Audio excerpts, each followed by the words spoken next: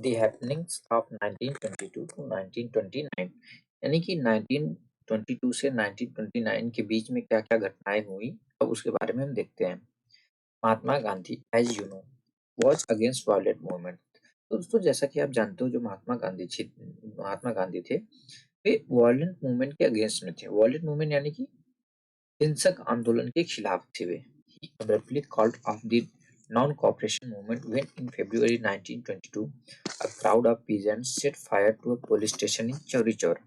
तो हुआ क्या कि फेब 1922 में, फरवरी 1922 में, उन्होंने एक नॉन कॉपरेशन मूवमेंट को तुरंत ही कॉल्ड ऑफ, अब्रप्टली मतलब एकाएक कॉल ऑफ कर दिया, मतलब कि कैंसिल कर दिया, ठीक है, या स्टॉप कर दिया। क्यों? क्योंकि जो पीजेंट्स का ग्रुप था, जो पीजेंट्स का क्राउड था, यानी कि जो किसानों की भीड़ थी, उसने क्या किया कि चौरी चौरा में एक पुलिस स्टेशन पे आग लगा दिया। 22 police man were killed on that day. तो उस दिन दोस्तों 22 पुलिस वालों की हत्या हो जाती। कितने? 22। अब देखो, इसमें सारे के सारे गोरे तो रहे नहीं होंगे, कुछ तो इंडियन भी रहे होंगे। तो गांधी जी जो है कि गांधी जी को बहुत ही बुरा लगा इस चीज का, तो इसलिए नाराज होकर उन्होंने जो नॉन कॉपरेशन आंदोलन था उसको तुरंत कॉल ऑफ कर दिया, मतलब उसको वापस ले लिया। The peasants were provoked because the police had fire on their peaceful demonstration। अब बात आती है कि जो पीजेंट्स थे, वे क्यों आग लगाए, पुलिस स्टेशन पे क्यों आग लगाए? तो उनकी कुछ तो रहा होगा ना, उन्होंने आग लगाया। तो हुआ क्या, वो इतने ज्यादा प्रोवोक्ड या उतने ज्यादा गुस्से में इसलिए हो गए थे क्योंकि जो पुलिस थी, पुलिस ने इनकी पीसफुल डिमॉन्स्ट्रेशन पे, यानी पीसफुल यानी शांतिपूर्वक जो ये प्रदर्शन कर रहे थे, उस पे उन्होंने क्या ओपन फायर कर दिया था, गोलियां चला दी थी। Once the non-cooperation movement was over, Gandhiji's followers stated that the Congress must undertake constructive work in the rural areas। Was the non-cooperation movement over, जब non-cooperation आंदोलन खत्म हो गया, उसके बाद जो गांधी जी के फॉलोअर थे, गांधी जी के फॉलोअर द सेंस जो उनके पथ पे चलते थे, उनके रास्ते पे चलते थे, उनके द्वारा अपनाए गए रास्ते पे चलते थे। अब बात आई रास्ता, क्या रास्ता, यानी कि जो non violent non violent movement के सपोर्टर थे। तो उन्होंने क्या किया, उन्होंने कांग्रेस से बोला कि कांग्रेस को, गांधी जी फॉलोअर यह चाहते थे कि जो कांग्रेस है वह रूरल एरियाज में कंस्ट्रक्टिव वर्क करे। कंस्ट्रक्टिव वर्क, यहाँ वहाँ के जो लोग है, वहाँ के गाँव के जो लोग हैं उनको ट्रेन करे, ठीक है, कि हमको नॉन वायलेंटली जो है कि मूवमेंट आंदोलन करना है, तुरंत ही पैनिक नहीं हो जाना है। ठीक, कंस्ट्रक्टिव वर्क का यही मतलब होता है, उनको ट्रेन करे, पूरी उनको शिक्षा दी जाए, उनको अच्छे तरीके से ट्रेन किया जाए कि हमको केवल और केवल शांतिपूर्वक प्रदर्शन करना है। Other leaders such as Chittaranjan Das and Motilal Nehru argued that the party should fight election to the councils and enter them. तो अदर जो लीडर्स थे, जैसे कि चित्तरंजन दास, मोतीलाल नेहरू, उनका क्या कहना था कि पार्टी को अब क्या करना चाहिए, इलेक्शन फाइट करना चाहिए, काउंसिल में इलेक्शन लड़ना चाहिए, यानी कि कांग्रेस को इलेक्शन लड़ना चाहिए और काउंसिल में इंटर करना चाहिए। क्यों? In order to influence government policies, government की पॉलिसीज को इन्फ्लुएंस करने के लिए। अब पॉलिसी को इन्फ्लुएंस करने का क्या मतलब होता है, अब समझना इस चीज को। सपोज टोटल 25 सीट्स हैं अगर, कहाँ पे, काउंसिल में, ठीक है, 25 सीट्स हैं, जिसमें से 5 सीट्स सपोज किसकी हैं, कांग्रेस के मेंबर की हैं। अब कोई एक एक्ट पास होता है काउंसिल में, एक एक्ट जो है मतलब रखा जाता है, जो है कि एक कोई भी एक्ट एक पारित किया जाता है। अब वह एक्ट कैसे पास, एक्ट नॉर्मली कैसे पास होता है, मेजोरिटी मेंबर, जिस साइड जो है मेजोरिटी मेंबर जाते जाते हैं, यानी कि अगर सपोज एक साइड सपोज कि 13 मेंबर हुए, दूसरे साइड 12 मेंबर हुए, तो एक्ट किस पे पास होगा, जिधर 13 लोग जाएंगे। वो तो डिपेंड होता है, मतलब कैसा कैसा बिल है, ठीक है, यानी बिल कब पास होगा, मान लो कोई नॉर्मल सा बिल है, जब 13 मेंबर जिस साइड 13 मेंबर जाएंगे। सपोज इस बिल में क्या हुआ कि 10 मेंबर एक साइड है, मान लो कोई भी एक बिल पास हुआ, 10 मेंबर बोल रहे हैं कि अब उस बिल बिल का ले बिल, सपोज ऐसा बिल था कि उसका बिल में मतलब दिया था कि जो सिविल सर्विसेज का एग्जाम है वो इंडिया में होगा और इंडिया के लोगों को भी चांसेस दिए जाएंगे। तो 10 लोग बोलते थे इसके सपोर्ट में थे, बोलते हाँ ये सही है, और 10 लोग इसके सपोर्ट में नहीं थे, बोलते थे नहीं ये सही नहीं है। जो सिविल सर्विसेज का एग्जाम है, ये हाई फाई एग्जाम है, ये केवल और केवल इंग्लैंड में रखा जाएगा, और केवल इसमें जो सिविल सर्वेंट्स हैं वो इंग्लैंड के लोग रहेंगे। ठीक है, अब देखो 25 सीट्स थी, अब 10 सीट्स इधर हो गई, मतलब 10 मेंबर इधर हो गए बिल के पक्ष में, 10 मेंबर बिल के अगेंस्ट में। अब बचे कौन, 5 मेंबर। अब ये 5 मेंबर कौन है, ये है कांग्रेस के लोग।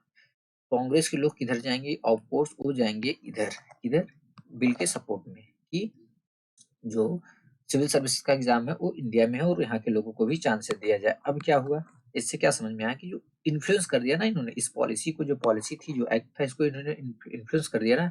सपोज अगर ये इधर भी जाते, इधर इन्फ्लुएंस करके ये बिल जो है, ये वाला पास हो जाता, मतलब इसके अगेंस्ट में पास हो जाता, ठीक है। यानी कि इन्फ्लुएंस करने का मतलब है जिन पे डिपेंड कर, जो पॉलिसी है वो जैसे चाहे वो वैसे कर दे।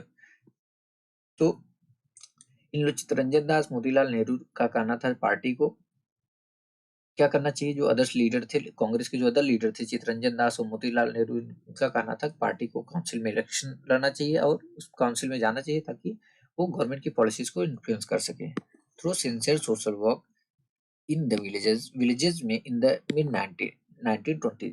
तो दोस्तों 1920 मिड 1920 में विलेजेस में किए गए जो उन्होंने जो सिंसियर वर्क किया, सोशल वर्क किया था, यानी कि ईमानदारी से जो सामाजिक कार्य किया था, The Gandhians were able to extend their support base। जो गांधीयंस थे, जो गांधीवादी विचारधारा के थे, वे सपोर्ट बेस अपना एक्सटेंड करने में समर्थ हो जाते हैं। This proved to be very useful in launching the civil disobedience movement in 1930।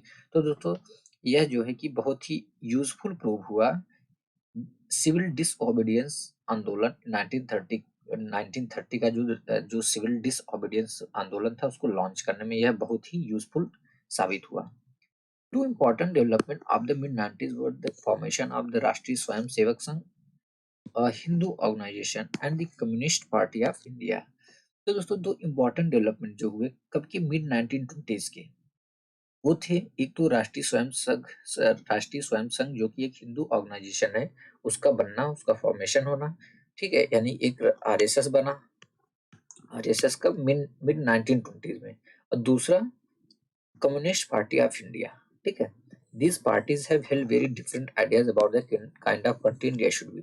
अब देखो दो चीज तो बन गई, दो पार्टियां तो बन गई अब, बट इन दोनों पार्टियों को जो आइडियाज थे, कौन से आइडियाज, कि किस टाइप की कंट्री होनी चाहिए, हमारी कंट्री जो हमारा इंडिया है, हमारा जो भारत है, वो किस टाइप का होना चाहिए। तो इन दोनों पार्टीज का जो ओपिनियन था वो बिल्कुल डिफरेंट था, जो आइडियाज थे वो बिल्कुल मिलते जुलते नहीं थे, ठीक है।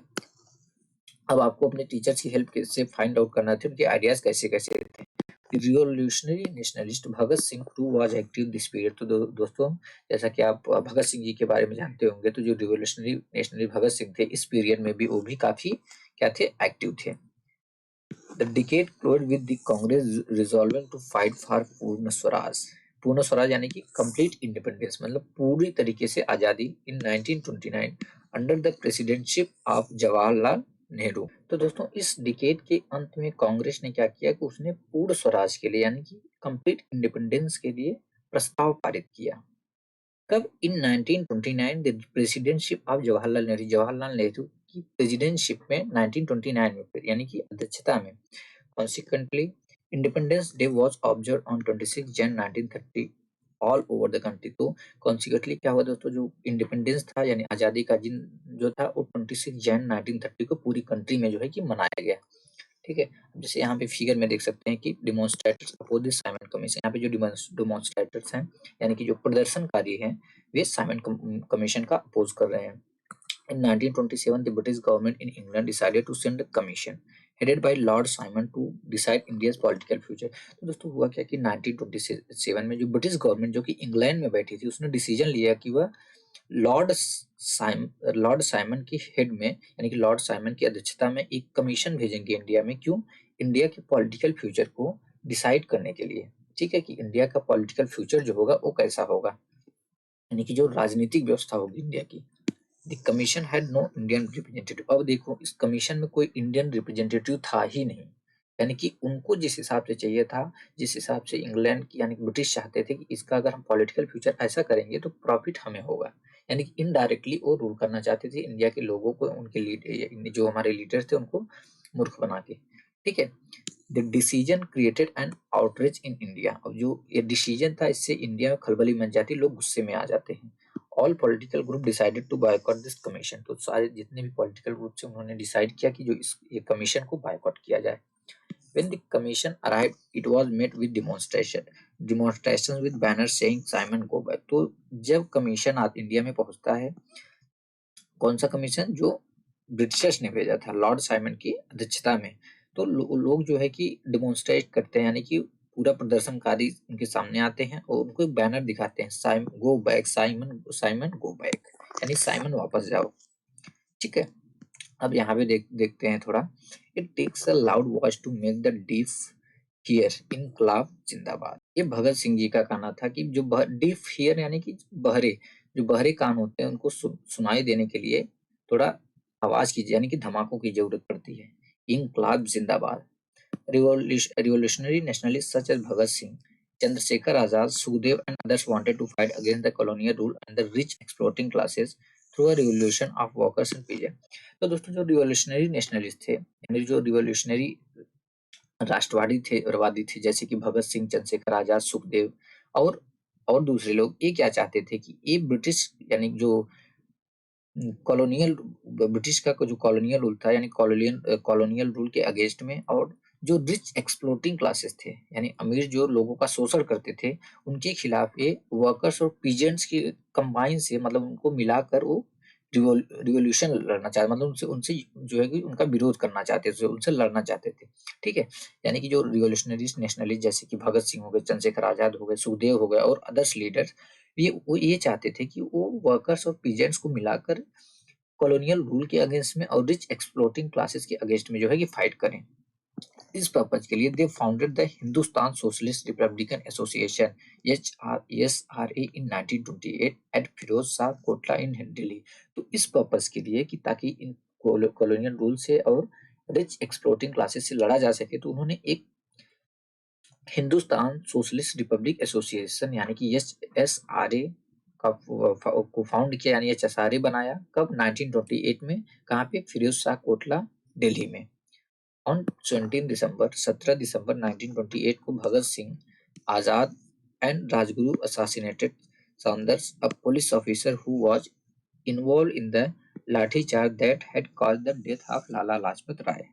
तो दोस्तों 17 दिसंबर 1928 को भगत सिंह, आजाद यानी चंद्रशेखर आजाद और राजगुरु ने क्या किया, एक सॉन्डर नामक पुलिस अधिकारी था, पुलिस ऑफिसर था, उसको असासिनेट कर दिया, मतलब उसकी हत्या कर दी। क्यों?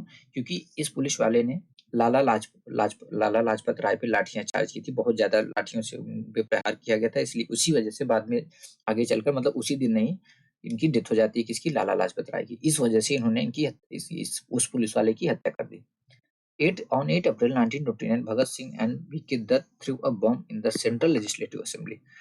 तो कितने ज्यादा, मतलब इस कैसे स्वभाव की, जो सोचो 8 अप्रैल 1929 को भगत सिंह ने और बीके दत्त ने बम फेंक दिया सेंट्रल लेजिस्लेटिव असेंबली में। The aim as their leaflet explain, जैसा जो इसके पीछे एम क्या था, जैसा कि उनका लीफलेट एक्सप्लेन करता, was not to kill but to make the deaf hear. इनका जो एम था दोस्तों, वो किसी को मारने का उद्देश्य बिल्कुल भी नहीं था, वह केवल अंधे कानों सॉरी बहरे कानों को सुनाने का था। And to remind the foreign government of its callous careless exploitation। और उसका एम क्या था? उसका एम ये था, जो विदेशी गवर्नमेंट, जो फॉरेन गवर्नमेंट थी, उसको रिमाइंड कराए, किसके लिए? Of its callus exploitation. Callus यानी कि कठोर, इसके द्वारा किए गए कठोर, जो इसके द्वारा किया जा रहा था कठोर एक्सप्लोटेशन, लोगों का जो शोषण किया जा रहा था, उसके ताकि अवगत करा दे। ठीक है, यानी कि जो वीके दत्त और भगत सिंह ने बम फेंका था सेंट्रल लेजिस्लेटिव असेंबली में, उसमें उनका मारने, किसी को मारने का या किसी का हत्या करने का उद्देश्य बिल्कुल भी नहीं था, बल्कि वो ये चाहते थे कि जो बहरे लोग हैं वो भी सुन सके और फॉरेन गवर्नमेंट को यह अवगत करा सके या रिमाइंड करा सके कि वे जो एक्सप्लोटेशन कर रहे हैं, लोग का कठोर एक्सप्लोटेशन कर रहे हैं, ठीक है, उसको रिमाइंड करा सके। भगत सिंह, सुखदेव, राजगुरु वर एग्जीक्यूटेड ऑन मार्च 29, 1931। तो दोस्तों फाइनली अंग्रेजों ने भगत सिंह को, सुखदेव को और राजगुरु को एग्जीक्यूट कर दिया, मतलब मार दिया, फांसी पे लटका दिया। कब? मार्च 23 मार्च 1931 को। Bhagat Singh age at that time was only 23। Just look on this. Bhagat Singh की एज जो थी उस टाइम दोस्तों केवल 23 ईयर्स की थी, मतलब 23 साल की अवस्था में वो मार दिया गया। ठीक है, the March to Dandi. Purna Swaraj would never come on its own. देखो, पूर्ण स्वराज कभी खुद से नहीं आता। ठीक है, पूर्ण स्वराज अपने से नहीं आता या अपने से नहीं मिलता।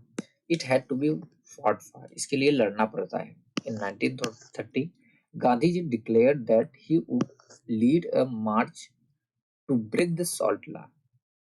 तो हुआ क्या, गांधी जी ने डिक्लेयर किया या गांधी जी ने फैसला लिया कि ही वुड लीड अ मार्च, वह एक मार्च को लीड करेंगे सॉल्ट लॉ को ब्रेक करने के लिए, नमक कानून। ये सॉल्ट लॉ था क्या? According to this law the state had a monopoly on the manufacture and sale of salt. पहले तो ये समझो मोनोपोली होता क्या है।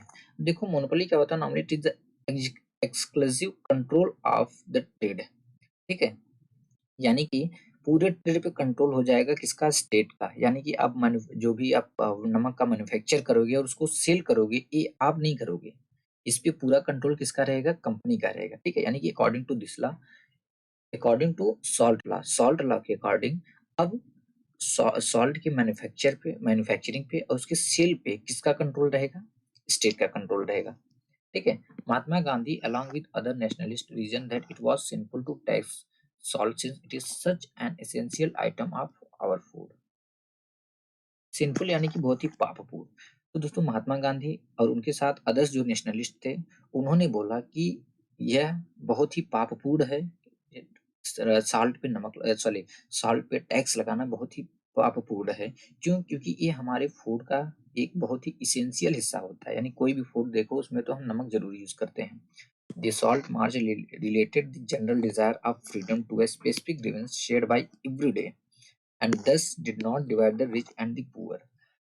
The salt march related the general desire of freedom to a specific grievance shared by everybody। grievance यानी कि grievance का क्या मतलब होता है? grievance मतलब कंप्लेन या शिकायत। तो दोस्तों जो सॉल्ट सत्याग्रह था, यानी कि जो नमक सत्याग्रह था, उसने लोगों की स्वतंत्रता की जो जनरल डिजायर थी, जनरल डिजायर यानी जो उनकी जनरल चाह थी स्वतंत्रता की, उसको लोगों की एक स्पेसिफिक ग्रीवेंस से जोड़ दिया। स्पेसिफिक ग्रीवेंस यानी कि जनरल कंप्लेंट जो कि सबकी कंप्लेंट थी, इससे उससे जोड़ दिया। इसलिए लोगों रिच और पुअर में जो रिच और पुअर लोग थे वे डिवाइड नहीं हो सके। अब इसको समझेंगे। ठीक है, अब लोगों का प्रॉब्लम क्या था? अब जो गरीब लोग थे उनकी प्रॉब्लम क्या थी? अंग्रेज का शासन।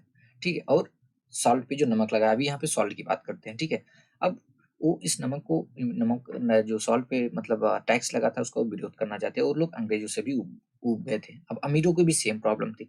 इस वजह से दोनों जो है कि डिवाइड नहीं हो सके। अगर किसी को किसी एक ग्रुप को उससे फायदा रहता, चाहे गरीब ले लो चाहे अमीर ले लो, तो ये लोग जुड़ पाते हैं इसमें, इन लोगों में एकता बन पाती, नहीं बन पाती, लोग डिवाइड हो जाते। तो सॉल्ट लॉ से क्या हुआ? सॉल्ट लॉ ने जो लोगों की फ्रीडम के लिए जो जनरल डिजायर थी, उसको लोगों की एक स्पेसिफिक ग्रीवेंस से, स्पेसिफिक कंप्लेन से जोड़ दिया। इस वजह से जो रिच और पुअर थे वे डिवाइड नहीं हुए। ठीक है, Gandhiji and his followers marched for over 240 miles from Sabarmati to the coastal town of Dandi, where they broke the government law by gathering natural salt found on the seashore and boiling seawater to produce salt। तो गांधी जी और उनके followers ने 240 mile तक travel किया, 240 mile तक मार्च किया। कहाँ से? साबरमती से दांडी के कोस्टल टाउन तक, जहाँ पे वे जाकर गवर्नमेंट के लॉ को ब्रोक करते हैं, गवर्नमेंट के लॉ को तोड़ते हैं। कैसे? By gathering natural salt.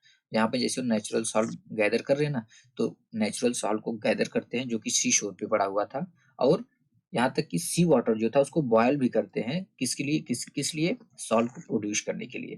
और यहाँ पे जैसे फिगर में देखो, Mahatma Gandhi breaking the salt law by picking up a lump of natural salt. यहाँ पे वो लंप यानी कि ढेर, नमक का ढेर जो है कि उठाकर उसको पिकअप करके यहाँ पे वे ब्रोक कर रहे हैं। क्या ब्रोक कर रहे हैं? क्या ब्रोक कर रहे हैं? वो सॉल्ट लॉ को ब्रोक कर रहे हैं। ठीक है,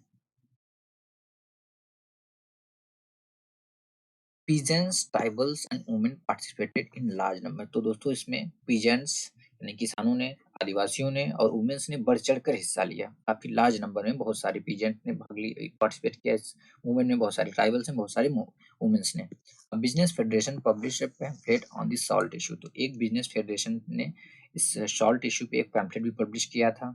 The government tried to crush the movement through brutal action against peaceful सत्याग्रही। जो पीसफुल सत्याग्रही थे, जो यानी जो सत्याग्रह कर रहे थे शांतिपूर्वक, गवर्नमेंट ट्राई किया उनको क्रश कर दिया जाए, उनको खत्म कर दिया जाए बाय यूजिंग ब्रूटल एक्शन। मतलब बहुत ही ब्रूटल एक्शन यूज करके उनको खत्म करने की भी कोशिश किया ब्रिटिश गवर्नमेंट ने।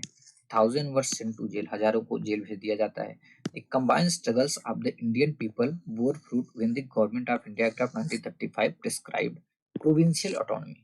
तो हुआ क्या, जो कंबाइंड स्ट्रगल था इंडियन पीपल का, लोगों कंबाइंड स्ट्रगल यानी कि सबका योगदान उसमें, उस सारे लोगों का स्ट्रगल, ठीक है। तो इंडियन पीपल का जो कंबाइंड स्ट्रगल था, उसको मतलब फायदा कब होता है या उसका रिजल्ट कब मिलता है, बोर फ्रूट यानी उसका फल कब मिलता है, जब government of India India act of 1935 पास होता है और उसमें प्रोविंशियल ऑटोनॉमी जो है कि दे दिया जाता है, प्रिस्क्राइब कर दिया जाता है। प्रोविंशियल ऑटोनॉमी क्या होता है, capacity of the province to make relatively independent decision while remaining within a federation, यानी प्रोविंशियल ऑटोनॉमी के रिगार्डिंग कि जो कोई भी एक प्रोविंस हुआ, वह कोई भी एक प्रांत हुआ, वह इंडिपेंडेंट डिसीजन ले सकता है, वह केवल एक एक फेडरेशन में रहेगा, ठीक है। यानी कि जैसे तीन कुछ हो गए, मान लो प्रोविंस हो गए, ये एक फेडरेशन में तो रहेंगे बट एक इंडिपेंडेंट डिसीजन ले सकते हैं, ठीक है। And the government announce election to the provincial legislature in 1937, और गवर्नमेंट ने 1937 में प्रोविंशियल लेजिस्लेचर में जो इलेक्शन था उसको अनाउंस कर दिया, उसका अनाउंसमेंट कर देती है कि 1937 में प्रोविंशियल लेजिस्लेचर में इलेक्शन रखा जाएगा। Congress form government in 7 out of 11 province, यहाँ पे गवर्नमेंट ने 11 प्रोविंसेस में से 7 प्रोविंस में गवर्नमेंट बना पाती है, मतलब 7 प्रोविंस जो है गवर्नमेंट जीत लेती है, कांग्रेस जो है जीत जाती है और गवर्नमेंट बना पाती है।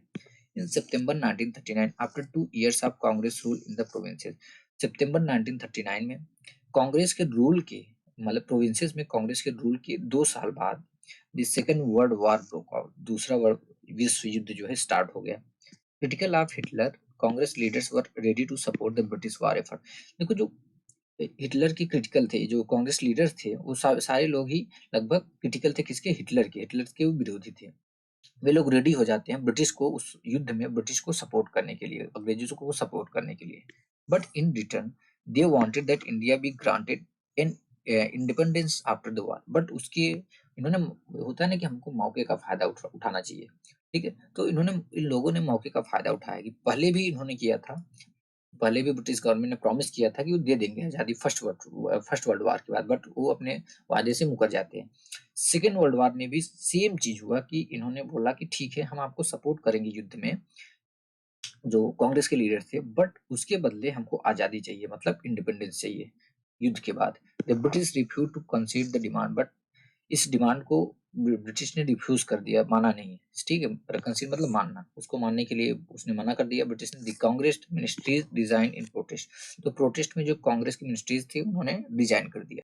और यहाँ जैसे कि हम फिगर में देख सकते हैं कि सरोजनी नायडू विद महात्मा गांधी पेरिस 1931, मैंने पेरिस की फोटो है 1931 की, यहाँ पे सरोजनी नायडू है, किसके साथ, महात्मा गांधी के साथ। Active in the national movements in the early 1920, तो जो सरोजनी नायडू थी ये 1920 की स्टार्टिंग से ही नेशनल नेशनल मूवमेंट में, नेशनल आंदोलन में, राष्ट्रीय आंदोलन में काफी एक्टिव थी। Naidu was a significant leader of the Dandi march, Naidu जो जो नायडू थी वो एक बहुत ही सिग्निफिकेंट लीडर थी डांडी मार्च की। She was the first Indian woman to become president of Indian National Congress 1925, तो 1925 में वो पहली इंडियन वुमेन बनी, पहली इंडियन स्त्री बनी इंडियन नेशनल कांग्रेस का प्रेसिडेंट बनने में, ठीक है। यानी कि इंडियन नेशनल कांग्रेस की प्रेसिडेंट बनी कब, पहली वुमेन प्रेसिडेंट बनी 1925 में, ठीक है। अब यहाँ पे देख सकते हैं फिगर 14 में क्विट इंडिया मूवमेंट अगस्त 1942, 1942 की तस्वीर है quit India movement. Demonstrators clashed with the police everywhere, जो डिमोन्स्ट्रेटर थे, जो प्रदर्शनकारी थे, वो हर जगह पुलिस से क्या ले रहे थे, क्लैश कर रहे थे, उनसे लोहा ले रहे थे, लड़ रहे थे। मनी थाउजेंड वर अरेस्टेड, 1000 लोगों को अरेस्ट कर लिया जाता, ओवर 1000 की 1000 से ऊपर जो है कि लोगों की हत्या कर दी जाती, मार दिए जाते। मैनी मोर वर इंजर्ड, से ज्यादा बहुत ही इंजर्ड होते हैं। यहाँ पे कंडीशन देखो कितने ब्रूटल मेजर्स ये ब्रिटिशर्स यूज कर रहे थे। Quit India and later, quit India के क्विट इंडिया और उसके बाद यानी भारत छोड़ो, और उसके बाद क्विट यानी कि छोड़ना है, यानी कि भारत छोड़ो आंदोलन जो था। Mahatma Gandhi decided to initiate a new phase of movement against the British in the middle of the second world war. तो दोस्तों सेकेंड वर्ल्ड वॉर अभी चल ही रहा था कि उसके मिडल में महात्मा गांधी जी ने डिसाइड किया कि अब वे ब्रिटिश गवर्नमेंट के अगेंस्ट में मूवमेंट का यानी कि आंदोलन का एक नया फेज जो है कि इनिशिएट करेंगे। The British must quit India immediately to he told them, उन्होंने अंग्रेजों को बोला वो तुरंत भारत छोड़ दें, इमीडिएटली यानी तुरंत ही भारत को छोड़ दें। To the people he said, लोगों से उन्होंने बोला do or die in your effort to fight the British, उन्होंने बोला ब्रिटिश से फाइट करने का जो प्रयास आप करेगा वो डू या डाई यानी कि करो या मरो के प्रयास से आप ब्रिटिश से लड़ो। ठीक है, but you must fight non violently. But उनका ये भी कहना था कि आपको नॉन वायलेंटली फाइट करना है, ठीक है, यानी हिंसक रूप से लड़ाई नहीं लड़नी है, अहिंसक रूप से। Gandhi ji and other leaders were jailed at once but the movement spread. तो गांधी जी और अदर्स लीडर्स को जेल में भेज दिया जाता है, बट उसके बावजूद भी जो आंदोलन था वो फैल जाता है पूरी तरीके से। It specially attracted peasants and the youth who give up their studies to join it. Specially यह पीजेंट्स यानी किसानों को और यूथ को अट्रैक्ट करता है, वे यूथ जिन्होंने कि इस आंदोलन को ज्वाइन करने के लिए अपनी पढ़ाई ही छोड़ दी, बीच में पढ़ाई ही छोड़ दी है। Communications and symbols of state authority were attacked. State authority और कम्युनिकेशन के जो सिंबल थे उस पे अटैक करते हैं लोग ऑल ओवर द कंट्री, पूरी कंट्री में। In many area the people set up their own governments. बहुत सारे एरियाज में लोग अपना खुद का गवर्नमेंट बना लेते हैं। The first response of the British was severe repression. जो पहला रिस्पॉन्स रहा इसके अगेंस्ट में ब्रिटिश का, बहुत ही सिवियर रिप्रेशन था, मतलब बहुत ही ब्रूटल मेजर यूज किया उन्होंने इसको सप्रेस करने का। By the end of 1943, over 90,000 people were arrested। दोस्तों 1943 के अंत तक लगभग 90,000 से ज्यादा लोगों को अरेस्ट कर लिया गया and around 1,000 kill in police firing. तो सोचो यहाँ पे भी 1,000, लगभग 1,000 लोगों की हत्या कर दी जाती है पुलिस फायरिंग में। In many areas order were given to machine gun crowd from airplanes. अब सोचिए इतने ज्यादा ब्रूटर थे एकदम, मतलब दानव प्रवृत्ति के थे अंग्रेज जो थे। बहुत सारे एरियाज में उन्होंने ऑर्डर दे दिया कि क्राउड पर, जो क्राउड है यानी जो आंदोलन करे उस क्राउड पे एरोप्लेन से यानी हवाई जहाज से मशीन गन चलाया जाए, ठीक है। The rebellion however ultimately brought the Raj to its, but जो रिबेलियन थे, जो आंदोलनकारी थे, उन्होंने अल्टीमेटली क्या किया, अल्टीमेटली यानी फाइनली जो है कि जो सत्ता थी उसको अपने घुटनों पे ला दिया, ठीक है, ब्रिटिश गवर्नमेंट को घुटने पे ला दिया टुवार्ड्स इंडिपेंडेंस एंड पार्टीशन। अब देखते हैं टुवार्ड इंडिपेंडेंस की तरफ चलते हैं और पार्टीशन की तरफ। Meanwhile in 1940 the Muslim League had moved a resolution demanding independent state for Muslim in the northwestern and eastern areas of the country। अब देखो दोस्तों, अभी भारत को आजादी नहीं मिली थी। मीनवाइल कि उसी बीच 1940 में जो हमारे देश की मुस्लिम लीग थी उस मुस्लिम लीग ने एक रिजोल्यूशन मूव किया। उस रिजोल्यूशन में इनका जो डिमांड था वो क्या था कि हमारी कंट्री का नॉर्थ वेस्टर्न वाला एरिया है, यानी जो प्रेजेंट डे पाकिस्तान है उधर, और ईस्टर्न एरिया है, ईस्टर्न एरिया यानी जो अभी के टाइम में बांग्लादेश है, हमारी कंट्री के नॉर्थ वेस्टर्न एरिया में और ईस्टर्न एरिया में इंडिपेंडेंट स्टेट दे दिया जाएगा। किसके लिए? मुस्लिम के लिए, यानी मुस्लिमों के लिए वहां पे इंडिपेंडेंट स्टेट दे दिया जाए, यानी कि भारत से बिल्कुल अलग। The resolution did not mention partition और पाकिस्तान, बट इस रिजोल्यूशन में कहीं पे मेंशन नहीं था पार्टीशन या Pakistan. Why did the league ask for an autonomous arrangement for the Muslim of the subcontinent? आखिर में इस सब कंटिनेंट के मुस्लिम्स के लिए लीग ने ऑटोनोमस अरेंजमेंट की मांग क्यों की? From the late 1930s 1930 from the late 1930 1930 के अंत से the league began viewing the Muslims as a separate nation from the Hindu. जो लीग थी, जो मुस्लिम लीग थी, उसने हिंदुओं का नेशन अलग और मुस्लिम का नेशन जो था उसको अलग सेपरेटली जो है देखने लगे, ठीक है। उनके व्यूज में, उनके पॉइंट ऑफ व्यू में कि जो हिंदुओं का नेशन है वो अलग था और जो मुस्लिमों का है वो अलग है।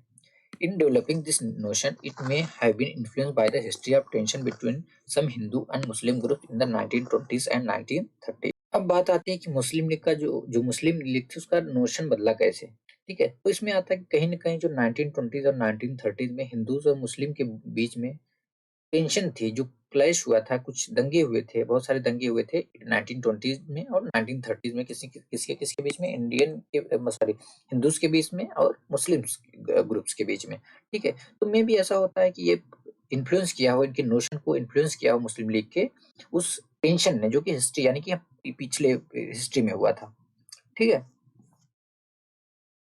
Importantly, the provincial elections of 1937 seemed to have convinced the League that Muslims were a minority and they would always have to play second fiddle in any democratic structure। और इससे ज्यादा सबसे इम्पोर्टेंट क्या रहा कि जो प्रोविंशियल इलेक्शन हुआ था 1937 का, उससे जो मुस्लिम लीग थी उसको पता चल गया, वे लोग एक चीज से एग्री हो गए कि जो मुस्लिम है, वो जो मुस्लिम्स की पॉपुलेशन है यहाँ पे वो माइनॉरिटी में है, ठीक है। मुस्लिम जो है माइनॉरिटी में है, और इससे क्या होगा, वे किसी भी डेमोक्रेटिक स्ट्रक्चर में एक सेकंड फिडल का रोल प्ले कर सकते हैं, हमेशा एक सेकंड फिडल का ही रोल प्ले कर पाएंगे, यानी गवर्नमेंट उनके मुताबिक नहीं बन पाएगी, ठीक है। इट फियर दैट मुस्लिम्स में इवन गो अनरिप्रेजेंटेड, उनको डर था, कहीं कहीं ना कहीं डर था कि मे बी ऐसा भी हो सकता है मुस्लिम जो अनरिप्रेजेंटेटेड ही चले जाएं। अनरिप्रेजेंटेड मतलब कि उनको प्रतिनिधित्व ही ना मिले, मतलब उनको सीट ही ना मिले। The Congress rejection of the League's desire to form a joint Congress League government in the United Province in 1937 also annoyed the League. अब देखो इसमें ये भी रीजन हो सकता है कि एक्चुअली 1937 में यूनाइटेड प्रोविंस में जो मुस्लिम लीग थी वो कांग्रेस के साथ ज्वाइंट गवर्नमेंट बनाना चाहती थी, बट कांग्रेस ने इससे इनकार कर दिया था। मे बी इससे भी वो लोग आहत हुए हों और इसलिए वो अलग होना चाहते हों। The Congress failure to mobilize the Muslims masses in the 1930s। तो 1930s में जो कांग्रेस फेलियर हुई, कांग्रेस जो है मुस्लिम मासेस को, मुस्लिम जनता को मोबिलाइज नहीं कर पाई। इससे क्या हुआ, allow the league to widen its social support. इससे जो है कि जो मुस्लिम लीग थी उसने सोशल सपोर्ट बहुत ही ज्यादा पा लिया। ठीक है, it sought to enlarge its support in the early 1940s। तो मुस्लिम लीग बोलते हैं कि उसको जो सपोर्ट मिला, सबसे ज्यादा सपोर्ट को अर्ली 1940s में मिला।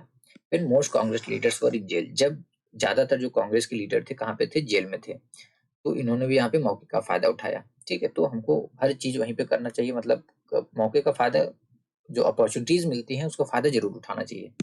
Eight the end of the war in 1945, तो 1945 में जब वार खत्म हो गया, वार कौन सा war, second world war, the British open negotiation between the Congress, the League and themselves for the independence of India.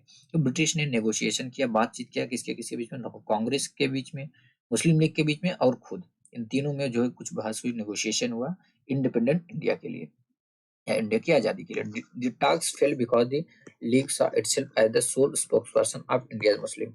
ये जो नेगोशिएशन था ये फेल हो गया, ये सफल नहीं हो पाया। क्यों? क्योंकि जो लीग थी, जो मुस्लिम लीग थी, वह चाहती थी कि वह इंडिया के जो मुस्लिम्स है उसका, उसके सोल स्पोक्स पर्सन बने, यानी कि केवल वही जो है कि रिप्रेजेंटेटिव बने। The Congress could not accept this claim since a large number of Muslim still supported it. Congress ने इस क्लेम को एक्सेप्ट नहीं किया। क्यों? क्योंकि अभी भी बहुत सारी मुस्लिम पॉपुलेशन थी जो कि कांग्रेस को सपोर्ट कर रही थी।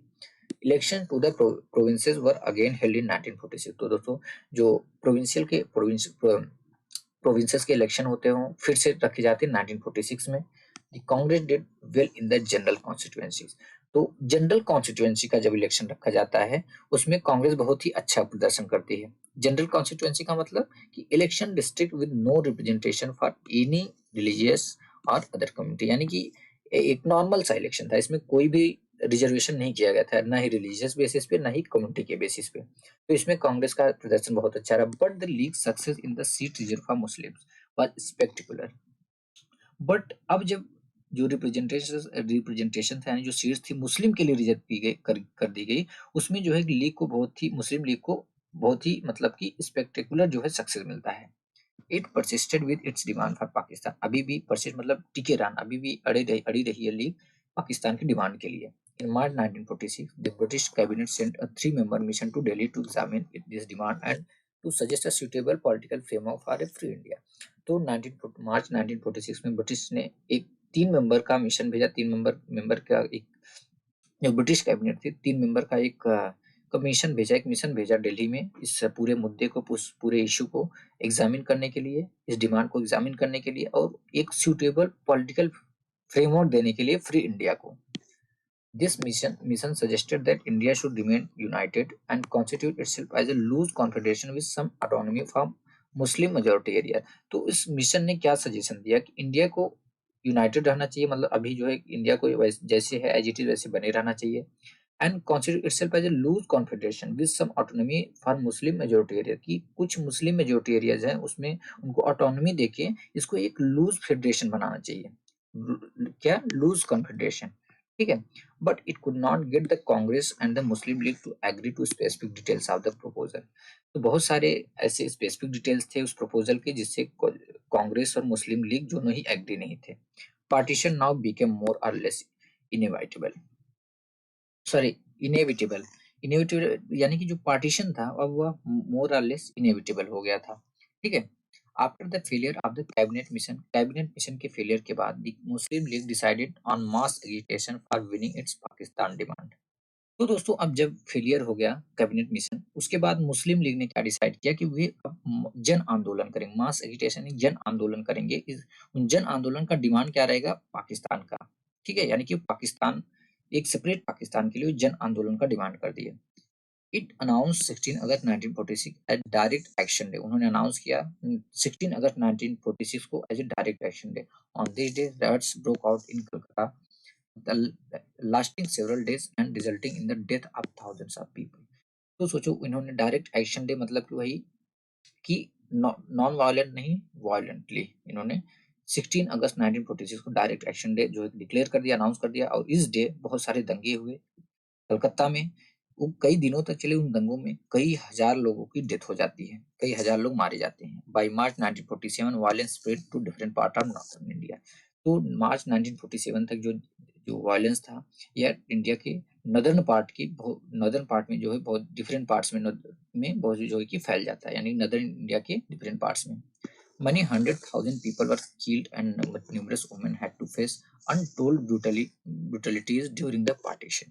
तो दोस्तों कई लाख लोग, many hundred thousand यानी कई लाख लोग मारे जाते हैं, इसमें कई लाख लोगों की हत्या होती है।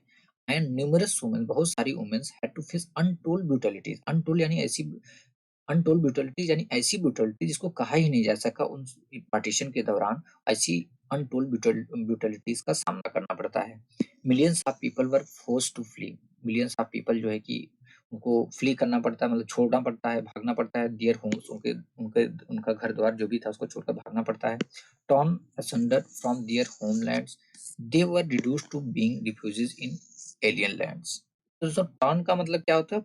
फटा हुआ कपड़ा जो भी उन्होंने पहना, जो भी मिला। असंडर मतलब कि अलग अलग। तो अलग अलग मतलब अपने घर को छोड़कर वे जो भी फटा पुराना कपड़ा पहने थे उसको पहनकर अलग अलग जो है हिस्से में भाग गए। They were reduced to being refugees in alien land. अभी वे एलियन लैंड में रिफ्यूजी बनकर रह गए। Partition also mean that India changed, many of its cities changed। तो दोस्तों उस पार्टीशन का नतीजा, उसका रिजल्ट ये भी हुआ कि इंडिया जो है चेंज हो गया। many of its cities change की, बहुत सारी सिटीज चेंज हो गई। And a new country Pakistan was born. अब यहाँ से एक नई कंट्री का जन्म होता है, पाकिस्तान। ठीक है। So the joy of our country's independence from this rule came mixed with the pain and violence partition. तो दोस्तों जितना ही हमको खुशी थी कंट्री का इंडिपेंडेंस में, ब्रिटिश से यानी कि अंग्रेजों से आजादी मिलने के बाद जितना हमको खुशी थी, उतना ही हमको पेन और वायलेंस, पेन फील होता है, मतलब उतना ही कष्ट होता है जो पार्टीशन के बाद जो एक वायलेंस हुआ। ठीक है। अब यहाँ पे जैसे देख सकते हैं फिगर में, refugees from turn Punjab gather in New Delhi in search of shelter and food. ये पंजाब के रिफ्यूजीज हैं जो कि वहां से भाग आए थे न्यू दिल्ली में इन search of shelter and food, खाने और रहने की तलाश में। अब इल्सवेयर बॉक्स में देखते हैं nationalism in Africa, the case of घाना। यानी कि अफ्रीका में नेशनलिज्म, घाना का केस देखते हैं। घाना जो कि अफ्रीका की एक कंट्री है, वेस्ट कोस्ट पे है। The late 19th and early 20th century witness the rise of nationalism in many Afro Asian countries. जो लेट 19th सेंचुरी है और अर्ली 20th सेंचुरी है, ये विटनेस है कि अफ्रो एशियन कंट्रीज में बहुत सारी कंट्रीज में नेशनलिज्म जो है उदय हो चुका था, मतलब नेशनलिज्म राइज हो चुका था। इन मैनी ऑफ दी इनमें से बहुत सारे में nationalism arose as part of the anti colonial struggle for independence. इनमें से बहुत सारा जो नेशनलिज्म अरोज हुआ था, राइज हुआ था, वो इंडिपेंडेंस के लिए एंटी कॉलोनियल स्ट्रगल का एक हिस्सा था। ठीक है। Colonial rule in Africa was dictatorial. जो कॉलोनियल रूल्स अफ्रीका में बहुत ही डिक्टेटोरियल था। ठीक है। Only the chiefs were allowed to rule on behalf of the foreign power. तो ओनली जो चीफ होते थे, चीफ यानी जो मुखिया होते थे, उन्हीं को परमिशन था फॉरेन पावर के बिहाफ पे रूल करने का। ठीक है। अल्टरनेटली क्या हुआ कि law affecting Africans were created in all wide legislature. Law affecting Africans यानी कि ऐसा लॉ जो कि अफ्रीकन्स को अफेक्ट करे। तो सीधी सी बात है, अफ्रीका में जो लॉ पास होता था वो अफ्रीकन्स को अफेक्ट करेगा। तो ये जो लॉ पास होता था अफ्रीकन्स के लिए, वो कौन पास करता था? ऑल वाइट लेजिस्लेचर, यानी गोरे लोग पास करते थे। गोरे लोगों का जो लेजिस्लेचर था वो पास करता था। Africans had no decision making powers or representation not until after the second world war at least. तो दोस्तों जो अफ्रीकन्स थे उनके पास डिसीजन मेकिंग का पावर नहीं था, ना ही रिप्रेजेंटेशन था सेकेंड वर्ल्ड वॉर के बाद तक।